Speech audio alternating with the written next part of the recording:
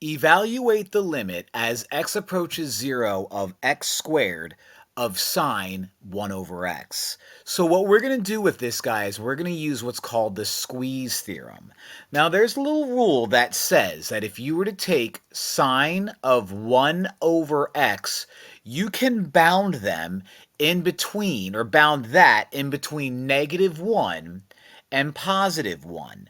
Now, this is what the squeeze theorem looks like. The squeeze theorem says, look, if you have three things, one on the outside, and one in the middle, and if you take the limit of all three of them, and the outside guys are the same thing, then the middle guys are the same thing. Now, this is not this. So if I were to multiply this entire inequality by x squared, that would give me negative x squared is less than or equal to x squared sine 1 over x, which is also less than or equal to x squared.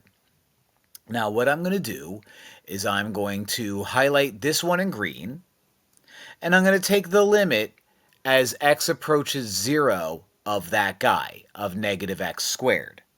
If I take the limit as x approaches 0 of negative x squared, that gets me negative 0 squared, which just ends up being 0. So u becomes 0.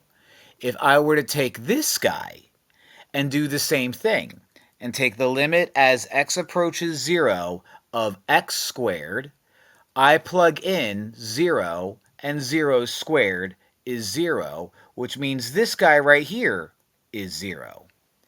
And so, if 0 is less than or equal to the limit as x approaches 0 of x squared sine 1 over x, which is also less than or equal to 0, since I took the limit of u and got nothing, and I took the limit of u and got nothing, that means taking the limit of u is going to give me a big fat 0. So the answer to this guy is 0 by using the squeeze theorem. Kind of tricky, but lots of fun.